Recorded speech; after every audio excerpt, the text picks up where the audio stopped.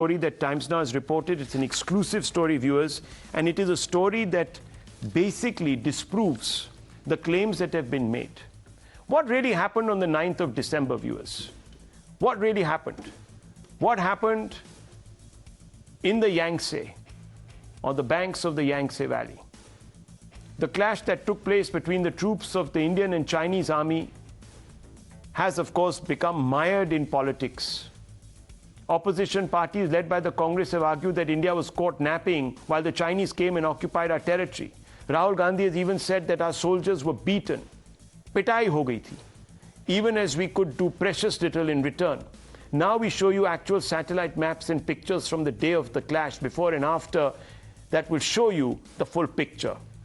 These are satellite images analyzed by the ASCI. The picture of how the Chinese army plotted the December 9 face-off, but how India was doubly prepared to outmaneuver and outfight them. Let's show you those pictures. There it is. 6 frontline outposts along the LAC have been constructed.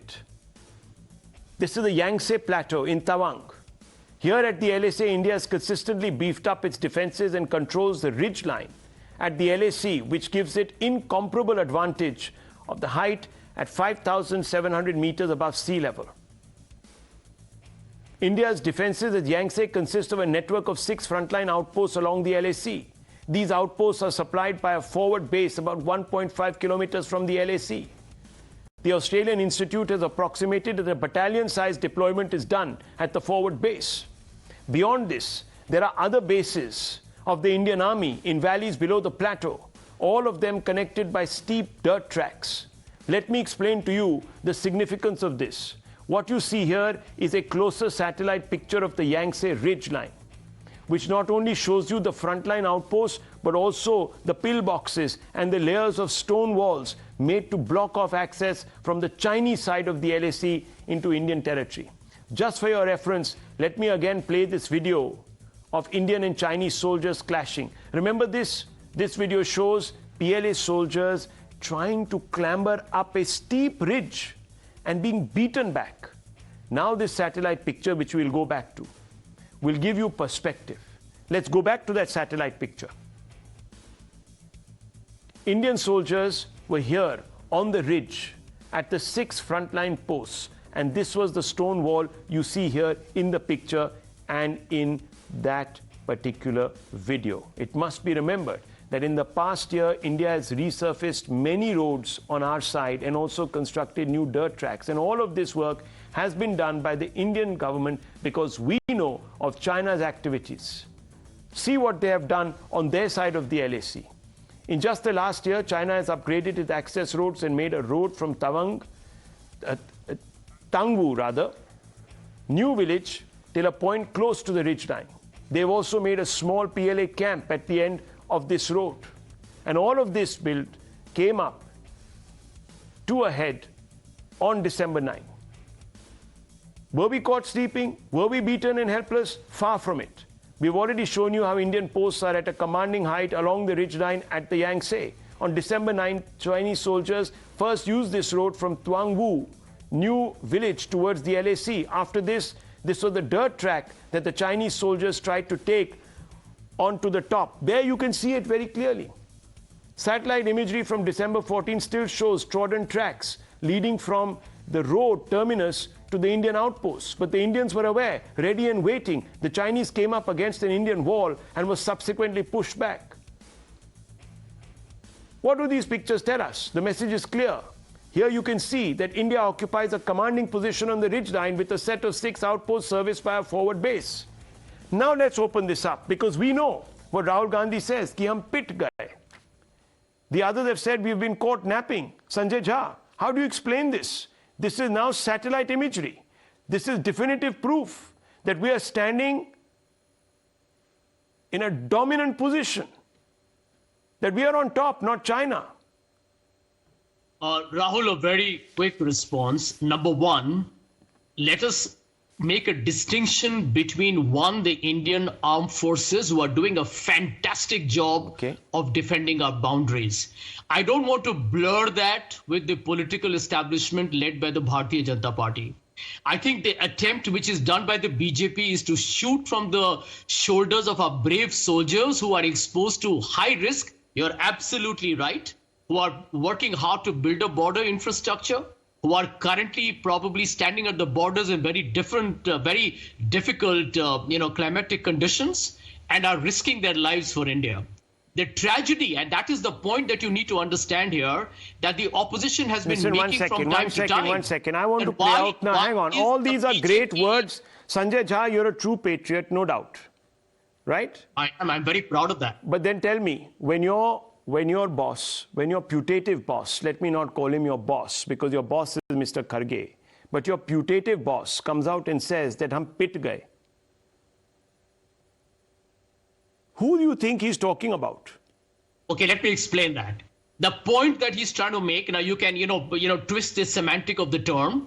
The Indian soldiers are being exposed to high risk because I think the biggest problem seems to be the diplomatic initiatives that need to be taken from both sides. I'm not saying that India itself needs to be kind of trying to, take the whole big pragmatic initiative.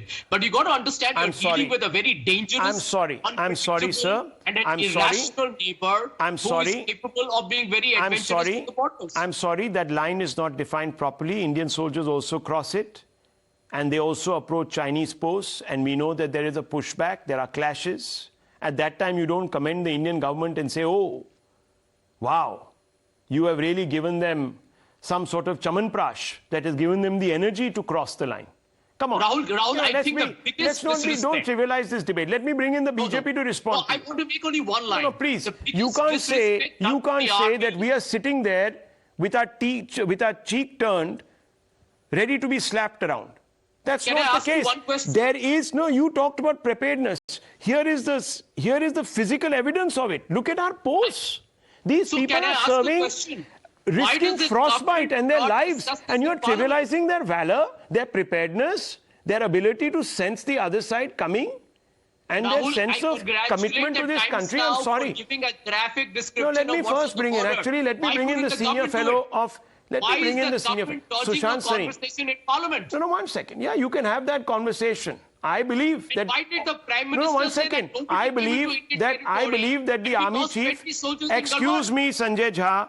I believe that the army chief should come out and give us all a presentation. But that doesn't excuse what Rahul Gandhi and the Congress party have done by suggesting that we are not prepared, that our army is some sort of an underprepared, unprofessional force that gets pitted.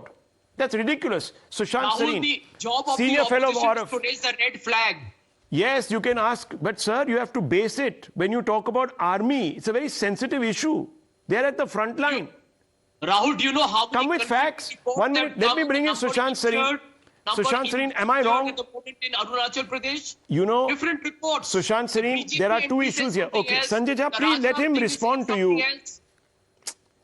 Let him respond to you, sir. It's not fair. You're just railroading. Let him respond to you, sir. You've made your point. We've understood your point. Your point is that Rahul Gandhi was being metaphorical, that, we have tried to twist his words, semantics, this, that.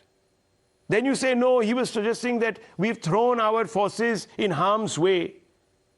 They're a professional army. They are going to have to stand up and defend against those that covet India. And there will be, throughout history, and have been and will be, people who will. We can't control the minds of Xi. And that wretched, buffoonish foreign affairs minister of Pakistan, Bhutto. We can't sit there. They will do what they want to do. We can only be prepared, and we can teach them a lesson when the opportunity presents itself. Am I wrong, Sushant Sareen? I want to bring you in before I get the BJP into this. So, Rahul, a couple of points. Number one, I find this rather strange when people like Sanjay Jha and others say, well, the army is very valiant, the army is standing out there, but the government, is creating all kinds of problems. The army operates on the instructions of the government. If the government does not give it clear instructions, the army will not carry out certain steps and certain measures, right? So if the army has thrown back the Chinese attempt and repulsed the Chinese attempt to infiltrate and to capture any kind of territory in Arunachal, it is because clear instructions have been issued to the army. Number one. Number two, if the infrastructure is being built out there, it is not being built by the soldiers from their own salaries. It is being built from allocations which have been given by the government of India to the Indian Army and to the Border Roads Organization to build the necessary infrastructure. Infrastructure which was sorely lacking in the past.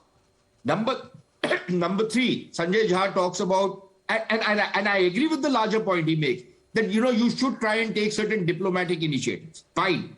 When you take diplomatic initiatives, right, then the president of the Congress party says, "Aap jhule pe jhula rahe the unko." That was a diplomatic initiative you were trying to take. You held two informal summits with the Chinese. You were trying to apprise them, and I know it that there have been constant efforts by the government of India to try and talk to the Chinese and try and start settling the border issue. Now, if the Chinese are obdurate, if the Chinese are belligerent, what are we supposed to do? Are we not supposed to fight back? Which is exactly what the government of India is doing at this point of time. Of course, through the Indian Army, to make a distinction that the army is separate and the government is separate. This is not Pakistan or this is not any other third world country. Fine. And finally, the evidence which is coming out from the ground up, not only the satellite evidence, Rahul, which you have shown, but even the testimonies which are coming out from there, the reports which have been filed from there, make it very clear that the army was aware that there is movement on the Chinese side. Okay. They preempted whatever the Chinese were trying to do and they repulsed that attack. Now, if despite that you want to keep raising these issues and make, issues out of non-issues, then there's nothing anybody can say or do. There's nothing anyone can say and do. That is propaganda, and you can't keep constantly pricking propaganda. But let me bring in Sanju Verma. Best place to expose whether you want to call it propaganda by your detractors in the opposition, madam, is Parliament. Put out the facts, these facts in the Lok Sabha. If it so needs to be done, even have a debate. Best thing. Why don't you do that? Okay, Rahul, I will answer that question of yours as to why not have a discussion. But let me just say one thing. I saw that viral clip yesterday when P. Chidambaram made references to some documents in public domain and a video which shows that the Chinese are actually vetoing our soldiers. And when Jagdeep Dhankar, the chairperson of Rajya Sabha, used his authority and clearly told Chidambaram, please show the documents, place them before the House, place the so-called video that you keep referring to on the floor of the House before the members of the House. P. Chidambaram simply refused to do so, and he digressed and deflected, but did not present the so-called documents which they have been using to delegitimize the efforts by the government and the Indian Army to show the Chinese their place. Point number one. Point number two, what has been the thorn in the flesh for the Chinese? Why did Galwan happen? Or for that matter, why was there this skirmish in the Tawang sector? We all know it is because of the Darbuk Shayak Daulat Beg Oldie DS-BDO road of 255 kilometers which connects Leh with Daulat Beg Oldie. Earlier, the distance used to be covered in 2 to 3 days. Now, the distance between Leh and Daulat Beg Oldie, it is covered in what time period? Barely in 4 to 5 hours, which obviously strengthens our ability to marshal troops during emergency. I just want to ask the Congress one thing. The DS-BDO road started when Atal Bihari Vajpayee was the Prime Minister in the year 2000. Why was construction of the DS-BDO road stopped when the Congress came to power in 2004? The Chenani-Nashri tunnel, again very important for security at our various border points, started in 2007. Rahul, 20 seconds. Why was the Chenani-Nashri tunnel not completed? It was completed by the Modi government in 2017. You started, when I say you, I mean the Congress, you started the Dhola-Sadia bridge, which connects northern Assam with eastern parts of Arunachal Pradesh in 2011. Then without any I understand. Constructing the Built up Dhola-Sadia infrastructure, bridge, which was completed by the Modi government. Making China extremely edgy. Now, viewers, let me tell you one thing. There are two questions that are constantly being raised, and I'm run out of time. One is on the valor of our forces, whether they were thrashed or not thrashed, and on their preparedness, on India's preparedness. Best answer is to show the videos, the satellite pictures as evidence. Either you have the army hold a press conference, or viewers, in Parliament, all of this should be presented by the Defence Minister. And I can tell you, the opposition will feel very sorry and small after this. Let's hope it happens. If for no other reason but to do justice to those who are serving us and who keep us safe. I leave it at that, viewers. The news are coming up.